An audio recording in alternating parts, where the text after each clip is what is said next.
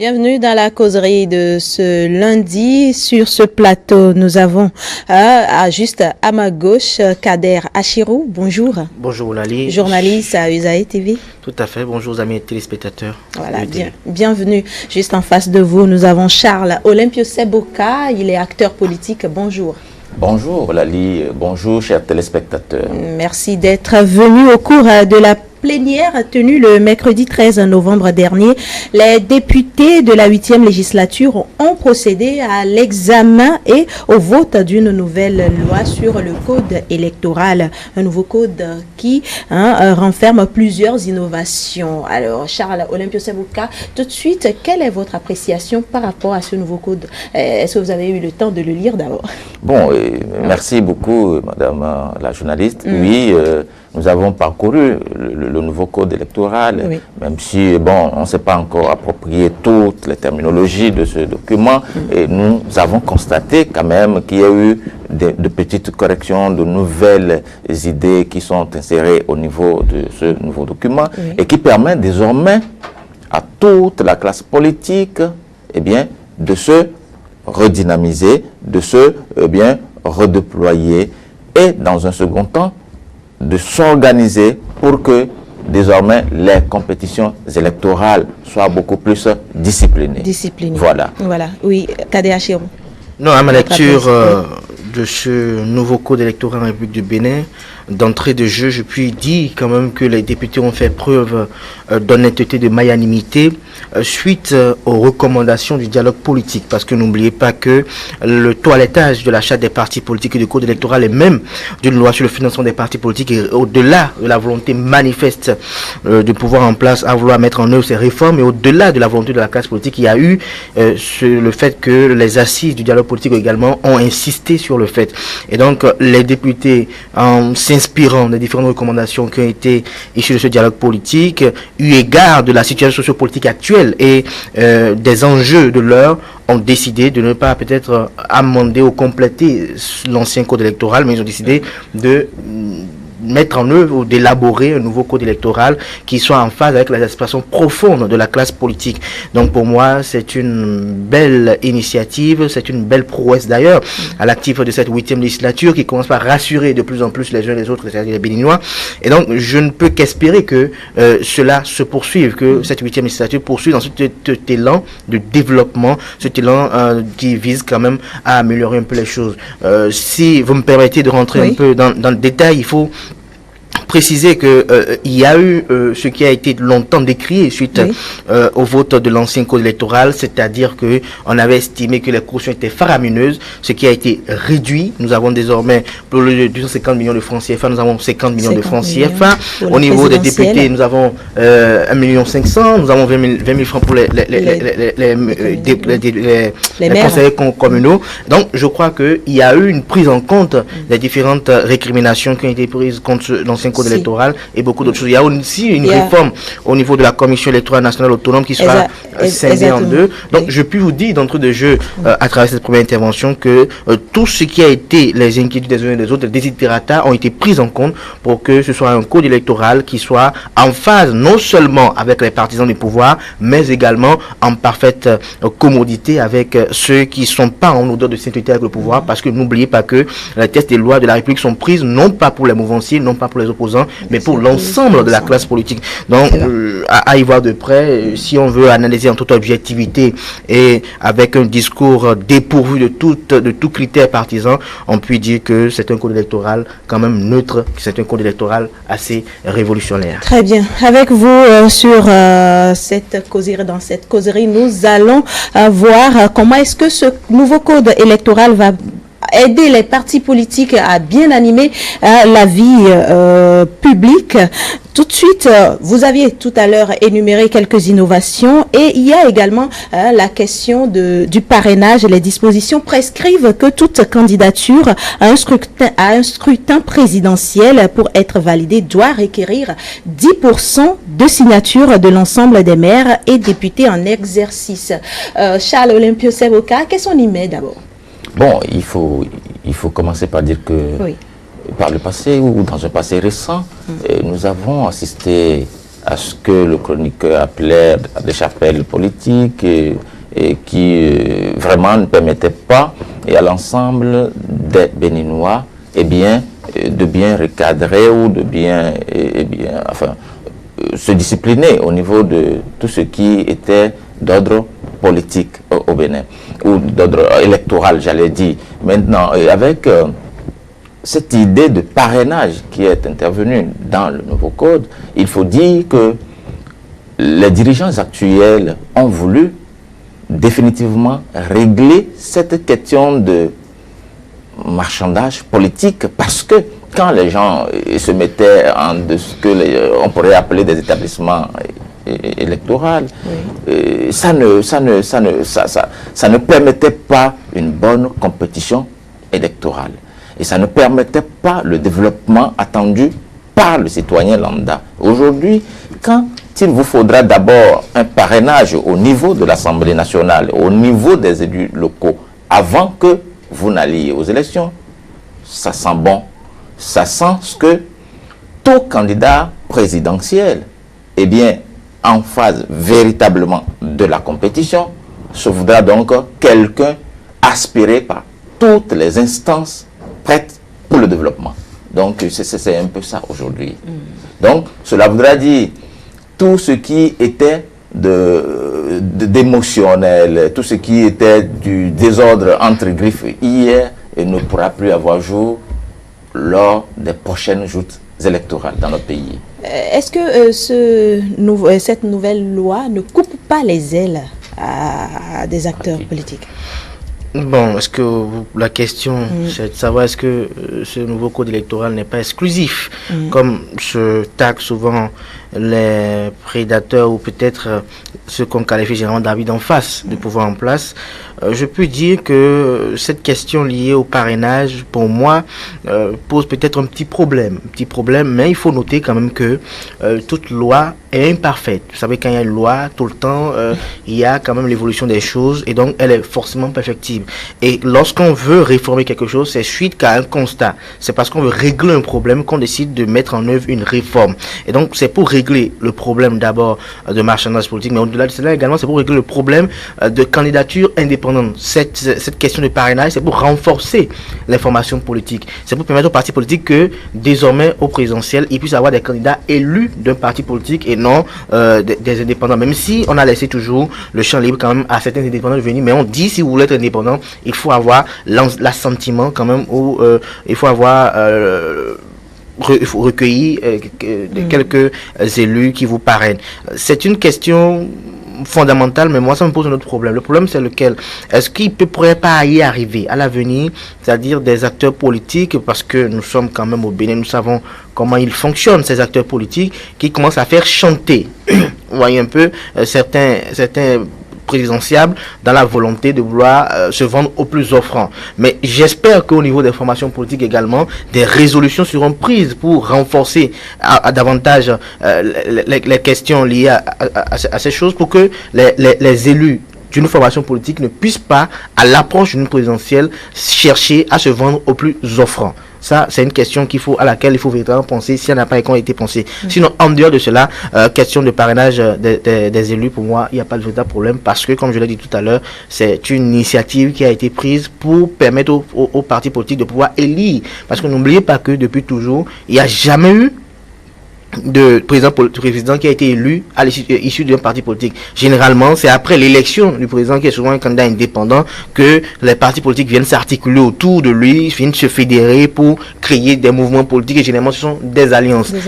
Donc désormais, on aurait souhaité que ce sera un parti politique qui dirige le pouvoir, qui prenne le pouvoir et qui le dirige avec homogénéité. Ce sera également une expérience. Vous savez, comme je me plais de le dire souvent, généralement, toute loi qui est prise, qu'elle soit bonne ou mauvaise, la loi, elle doit être respectée, et elle est aussi également une expérience qui fera école, soit peut-être au Bénin ou dans d'autres pays. Donc, essayons cette question de parrainage, même si pour certains, elle paraît exclusive. Je dis non, parce que les élus sont d'abord des représentants du peuple, qui sont au niveau communal ou peut-être au niveau du Parlement. Ce sont des élus, de plus, sont là pour représenter le peuple. Et donc, s'ils approuvent une candidature, c'est comme si leurs électeurs approuvent cette candidature, si les choses se font de bonne manière et qu'il n'y a pas de décision décisions indépendantes, des décisions autonomes, qu'on consulte sa base avant de prendre toute décision, c'est-à-dire que leurs électeurs sont en phase avec cela. Donc, il ne devrait pas avoir péril à la demeure. Donc, c'est un peu ce que j'en pense. Et comme je le disais, j'espère que les formations politiques vont mettre tout en œuvre pour que leurs élus restent leurs élus jusque pendant l'élection présidentielle et qu'ils n'arrivent pas qu'à la veille des élections présidentielles, qu'on commence pas à voir, comme on le voit d'ailleurs, des démissions en cascade dans le cadre de l'opportunisme politique, dans le cadre de pouvoir rechercher un positionnement plus alléchant, parce que n'oubliez pas que les politiques sont toujours à la quête de l'humilité. Ils veulent rester là où ils se sentent plus à l'aise, là où il fait plus frais, vous voyez un peu. Et donc, si il se présente à la présidentielle un candidat qui, comme vous le connaissez généralement, a une belle télécommande et a assez de sous, il est assez fortuné, et il peut arriver qu'il commence par chercher à les débaucher. Il faut que les partis politiques puissent revoir les choses pour que cela soit véritablement efficient, pour que après le président Patrice Talon, on puisse véritablement avoir un président de la République qui soit issu d'un parti politique qui va diriger le pouvoir avec les membres de ce parti politique, ce qui redonnera encore goût au militantisme. Parce que n'oubliez pas que généralement il y a des gens qui commencent à faire de la transhumance parce que ils se disent on va tout faire, on va militer au sein de cette formation politique, mais c'est toujours les mêmes qui sont là. Parce que les mêmes sont toujours là parce qu'ils sont tout le temps des valets d'un acteur politique, parce qu'ils n'ont pas pu accéder à la main. Alors que plus ils évoluent, plus la jeunesse aussi monte, et cela permet quand même aux partis politiques qui ont au pouvoir de pouvoir quand même donner le sourire à ces militants à la base. Très bien. Charles Olympio Seboka, en quoi cette disposition pourrait aider les politiques à bien animer la vie politique? Bien sûr, il faut dire que ça pourrait les aider à mieux animer la vie politique, parce que quand au niveau du Parlement, que nous savons que ce sont les parlementaires qui vont parrainer, il s'agira des parlementaires, puis des élus locaux au niveau des communes. Et ça va amener tout militant. D'abord au niveau de la base, et à savoir que quand on milite, on se bat au niveau de sa formation politique et qu'on espère renforcer toutes les instances de cette formation politique, eh bien que le rôle à chacun à jouer dans cette formation politique, eh bien, sera sérieux. Donc, au niveau de toutes les formations que nous avons aujourd'hui, à savoir l'Union progressiste, le BR, Bloc républicain, Bénin, PRD, tout ça, chacun à son niveau, désormais, va devoir se mettre véritablement au travail pour donc conquérir le pouvoir, comme on le dit de façon vulgaire. Donc, c'est un peu ça aujourd'hui. Donc, c'est pour dire, le pouvoir en place, dans sa dynamique d'assainir tous les secteurs, de discipliner toutes les obédiences qui vont concourir au développement de notre pays, a vu juste aussi que rediscipliner la vie des partis politiques reste une question majeure, et le faire sera donc une grande avancée vers le développement tant attendu par les populations. Oui, Kader. Non, je puis dire pour compléter que cela également nous permettra également d'avoir une liste de candidats sérieux à la présidentielle, parce que n'oubliez pas que généralement nous voyons des gens débarquer pour dire qu'ils veulent être candidats à la présidentielle, non seulement parce qu'ils essayeraient quand même faire partie après d'une coalition à la conquête du deuxième tour, pour qu'à la finalité il puisse y avoir, ne serait-ce que s'il devait y avoir partage du gâteau, comme cela se fait généralement à travers les accords les plus fallacieux que les plus sordides, qu'on pourrait se retrouver au sein de ces accords-là, de cette antichambre là où se font peut-être la promotion, non pas mérite mais pas révérence. Mais je crois que cela permettra également que nous puissions avoir désormais des candidats sérieux, des candidats qui reçoivent quand même une adhésion populaire. Parce que j'ai comme l'impression qu'il y en a parfois qui cherchent quand même à aller déposer leur candidature et payer la caution seulement dans le but de vouloir avoir inscrit dans leur curriculum vitae qu'ils ont été une fois candidats à une élection présidentielle. Alors désormais, avec toutes ces dispositions qui sont prévues, qui sont mises en œuvre et qui sont d'ailleurs en vigueur, nous allons assister à de véritables candidatures, nous allons assister à des candidatures beaucoup plus sérieuses, au cours desquelles chaque parti politique va se consacrer à son candidats pour la présidentielle. Si nous avons 8 ou 9 formations politiques au Bénin, alors je m'attends à ce qu'il y ait peut-être 9 candidats à la présidentielle ou peut-être 8 ou 7. Mais je ne serais pas heureux de voir que, puisque nous avons désormais des partis politiques d'envergure nationale, et donc ces formations, ces partis politiques ont des militants dans toutes les 77 communes du pays. Selon la nouvelle charte des partis politiques, à moins que certaines personnes ne le font pas, selon la nouvelle charte des partis politiques, ils ont des militants dans toutes les 77 communes du Bénin, et donc ils peuvent aussi prétendre aussi aller briguer la magistrature suprême, parce que le rôle d'un parti politique, en dehors de l'animation de la vie politique, c'est la conquête et l'exercice du pouvoir d'État. Il faut le préciser. Et donc, toute formation politique qui anime la vie politique doit être constamment à la recherche et à l'exercice du pouvoir d'État, parce que c'est pour cela que parfois, vous allez voir qu'il y a des débats, quand on parle de débat politique, on parle de tout ce qui est politique, on se dit, non, c'est peut-être des enjeux de la compétition politique, parce qu'on parle de compétition, parce qu'on est en train de chercher à gagner quelque chose. Le gain, c'est lequel? Le pouvoir pour l'exercer. Et donc, je crois qu'avec toute cette disposition, nous assisterons dans les jours à venir à des candidatures à la présidentielle plus sérieuses, des candidatures au cours desquelles nous allons avoir, pour la première fois peut-être au Bénin, des vrais débats, parce que n'oubliez pas que généralement, quand le Béninois voit le spécimen, il cherche à savoir qu'est-ce qu'on a eu à le faire. Celui qui est là aujourd'hui, qu'est-ce qu'il a eu à le faire. On fait des votes émotionnels, on fait des votes non pas sur le projet de société, non pas sur le discours de campagne de l'intéressé, mais beaucoup plus sur les émotions, sur les apparences, sur sa propagande électorale, peut-être sur les moyens mis à la construction de l'élection, mais on occulte le fait que il y a ce qui est fondamental auquel on doit beaucoup prêter attention, c'est au discours. Et je crois que si tout est fait de manière plus ordonnée et qu'il y a une véritable discipline et que les tests sont respectés dans toute leur plénitude, j'espère que ce serait véritablement une nouvelle ère qui va s'ouvrir sur le paysage politique béninois, et ça permettrait également à une nouvelle génération aussi de monter aux affaires. Ça permettrait également à d'autres choses de pouvoir être beaucoup plus démocratique au sein des formations politiques, parce que n'oubliez pas que si ces réformes-là ont été initiées, qui ont reçu une certaine approbation des jeunes acteurs politiques, c'est parce que ils sont là toujours, ils espèrent qu'il y ait un renouveau qui vise quand même à leur permettre à eux aussi de pouvoir exprimer, ou peut-être de pouvoir dire voilà ce que nous pouvons, voilà ce de quoi nous sommes capables. Et nous sommes heureux déjà qu'il y en a parmi ces anciens là qui ont décidé désormais d'aller à la touche, et nous allons demander peut-être à ces autres anciens, même si je ne suis pas acteur politique, de pouvoir aussi permettre à d'autres aussi de pouvoir prendre la place, parce que c'est pas quand on n'est pas dedans qu'on ne peut pas influer. Il y a même des acteurs politiques béninois, je vous dis, que même morts, ils continuent d'influer le cours des actions politiques au Bénin. Et donc, même si vous êtes en dehors de la chose, vous pouvez influer si vous avez véritablement eu de l'influence par le passé. Voilà. Oui. L'autre disposition, c'est également la caution des candidats revue considérablement à la baisse, Charles Sebouka. Tout ça, c'est pour alléger la tâche à tous ceux-là qui ont des ambitions. Voilà, et Olali, vous voyez, c'est encore une étape pour rassurer les concitoyens que tout ce que nous, Béninois, disons à la base, que les dirigeants actuels nous suivent et qu'ils palpent, ils pèsent et sous-pèsent tout ce que nous disons et voient dans la mesure du possible ce qu'il faut faire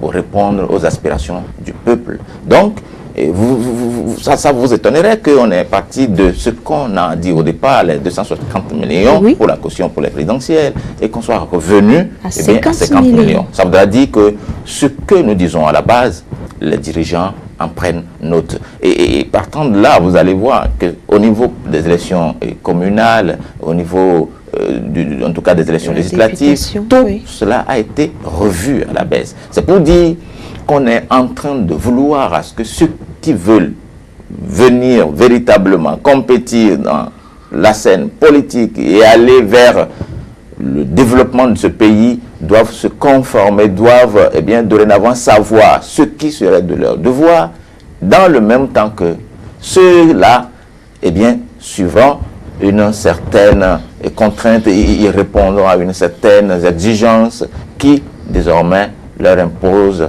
la discipline. Donc, c'est pour dire que tout concourt vers maintenant de la discipline, vers l'assainissement de la classe politique au Bénin pour un véritable développement. Voilà. Je crois, comme je le disais à l'entame de ma première intervention ce matin, que les honorables députés ont pris en compte les résolutions issues du dialogue politique, mais ils ont pris en compte également les différentes propositions effectuées par leurs adversaires politiques. Parce que n'oubliez pas que au lendemain du vote de l'ancien code électoral, des voix se sont levées pour dire pourquoi on voulait 250 millions de francs CFA pour la caution. Et il avait été précisé l'environnement et les raisons motives du choix d'un tel montant. C'était pour un peu permettre qu'il y ait désormais, comme je disais tout à l'heure, des candidatures beaucoup plus sérieuses, qu'il n'y ait plus des plaisantins, qu'il n'y ait plus des gens qui viennent distraire des voix électorales. Par le passé, voilà, c'est ça qu'on a amené à cela. Mais vous avez vu que malgré que ça a été 250 millions de francs CFA, les formations politiques l'ont payé. Il y en a qui ont payé, il y en avait qui étaient prêts même à payer, même au-delà de cela. C'est-à-dire que ils savent ce qui est en jeu et ils savent comment mettre en œuvre ou mobiliser les ressources pour avoir cela. Alors, ça a été amené au 5e, c'est-à-dire 50 millions de francs CFA. C'est qu'on a pris en compte les différentes récriminations, les différents sons de code des partis politiques adversaires pour quand même prendre en compte, ça a été pris en compte pour l'élection présidentielle, également pour la législative qui est passée de 15 millions à 1,5 million. Je crois que c'est une bonne démarche entreprise, comme je disais tout à l'heure, par la 8e législature, et nous espérons que, vous allez voir que depuis le vote de ce code électoral, il n'y a pas eu de véritable voix qui se sont levés pour dire ce qui a été fait, c'est pas bon. Et c'est ça que je dis. Vous voyez les acteurs politiques, quand c'est un peu suspicieux, quand c'est un peu tendancieux, quand il y a un peu de doute à ce niveau-là, ils montent tout de suite au créneau, ils arrivent à organiser les jeunes qui sont acquis à leur solde à l'issue du billet de banque, ils arrivent à les organiser pour dire bon, il faut faire les manifestations d'humeur. Mais quand tout a été tracé et c'est aussi en leurs intérêts, vous allez voir qu'ils sont occupés par d'autres chantiers. Parce que ce qui a été fait là aujourd'hui, je vous assure, que ce soit le financement des partis politiques, que ce soit le code électoral, l'achat des partis politiques et tout, c'est pour renforcer les partis politiques. C'est pour que désormais on ait des partis politiques beaucoup plus forts et qu'il n'y ait plus des partis politiques qui vont animer la scène politique pendant 5 ans et que à l'occasion de la présidentielle, il puisse y avoir des inconnus qui débarquent de partout, de nulle part et déposent des valises d'argent et pulvérisent tout et s'emparent du pouvoir d'État, alors qu'il y en a qui ont travaillé pendant des années, nuit et jour, pour conquérir ce pouvoir d'État. Donc tout ce qui a été fait, c'est pour renforcer les partis politiques. Tout ce qui est fait, c'est pour renforcer les partis politiques. C'est pour que ce soit les partis politiques qui gèrent le pouvoir d'État, peut-être avec leurs cadres et intellectuels. Parce que n'oubliez pas qu'au sein des forces politiques également, il y a des cadres, il y a des intellectuels, il y a de véritables compétences. Et donc, je peux dire que ces cautions qui ont été revues à la baisse, ce n'est que en prenant compte des aspirations profondes de la classe politique, en l'occurrence celle de l'opposition, parce que c'est l'opposition beaucoup plus qui a réclamé que c'était trop faramineux, que c'était trop cher et autres. Donc, je puis vous dire que cela redonne encore des assurances aux Béninois en leur entité pour dire que la 8e législature ne sera pas une législature qui fera des votes, je dirais, à l'aveugle ou à l'aveuglette. Non, ce sera une législature qui fera des votes et comme nous le constatons, parce que c'est un constat que nous sommes en train de le faire, qui fera des votes en tenant compte des différents sons de cloche de part et d'autre. Et c'est ce que nous avons constaté avec la baisse, la revue à la baisse de cette caution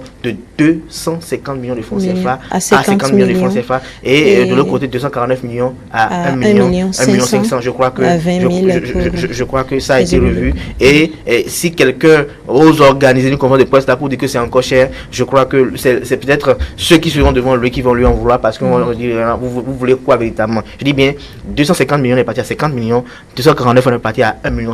Je crois qu'il n'y a pas une autre expression qui vise à exprimer quand même sa volonté de pouvoir accompagner non seulement le pouvoir en place, mais également être en phase avec les désiderata, les aspirations profondes, non seulement de la classe politique, mais également des populations béninoises tout entières. Voilà, la charte des partis politiques, le nouveau code électoral, tout ceci, quand on voit les réformes effectuées par le gouvernement en place, on peut dire que c'est une renaissance de la vie politique béninoise.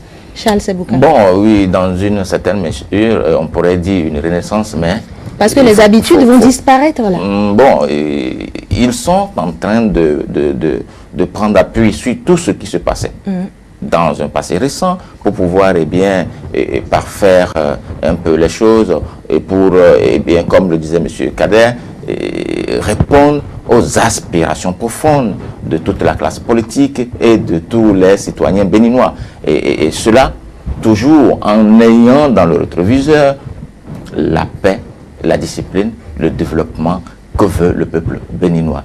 Le gouvernement en place, Olali, vous le savez mieux que moi, avoir toutes les réformes engagées, que ce soit sur le plan social, le plan économique et même maintenant sur le plan purement politique, est engagé pour qu'à la fin de ce premier mandat, si vous le permettez, les gens puissent dire quand ils l'ont dit, c'est-à-dire quand ils l'ont annoncé, ils l'ont fait ou ils sont en train de faire et qu'il leur faudra peut-être encore leur accorder un petit bout de temps pour que ce qui a été mis en chantier ne soit davantage parfait. Très bien. Voilà.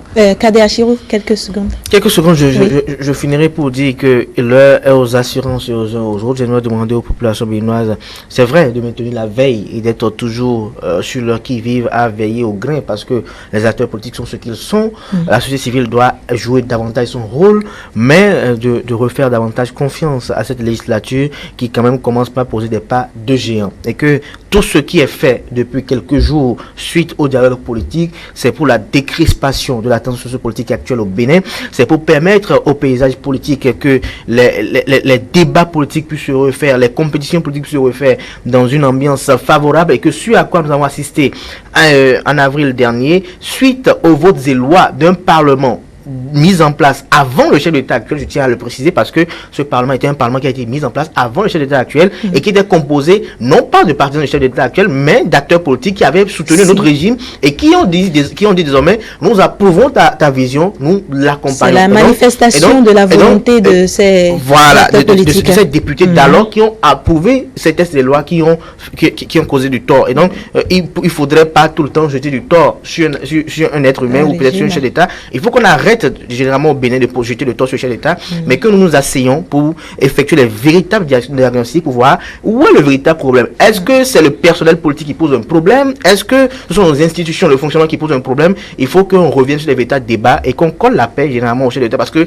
il est le boulot de toute chose. Dès qu'il y a un petit problème, on dit que c'est lui. Donc je finirai pour dire que tout a été mis en place pour que les partis politiques soient plus forts et la balle est désormais dans le camp de ces formations politiques de pouvoir tout mettre en œuvre, toutes les activités possibles pour que désormais elles soient plus fortes, elles soient plus probantes, plus actives plus actives, ils soient plus actifs plutôt sur le terrain politique et qu'on puisse véritablement avoir, comme on a toujours espéré, des partis politiques plus forts, des partis politiques impersonnels, des partis politiques qui ne sont pas des entreprises d'une seule personne, mais des partis politiques autour desquels il y a des idées, au sein desquels il y a des idées qui sont promues, il y a des idées qui sont vendues et il y a des convictions qui sont défendues et non des entreprises, comme je disais au politique tout à l'heure, qui ne sont qu'à la solde d'une seule personne. Non, c'est même pas une chapelle, c'est une entreprise où c'est une seule personne qui décide de tout ce qu'il doit faire, c'est lui seul qui décide qui doit mettre sur la liste ou pas. Je crois qu'on ne souhaiterait plus ça et ces réformes sont dans ce sens et j'espère qu'au fur et à mesure, avec le temps, ces tests-là également seront actualisés pour permettre aux jeunes d'avancer. Très bien, merci beaucoup Kader Achirou, vous êtes journaliste à Usaïe TV, merci d'être passé ce matin. Merci également à vous Charles Olympio Saboka, merci d'être venu et agréable semaine à vous. Agréable semaine à vous aussi.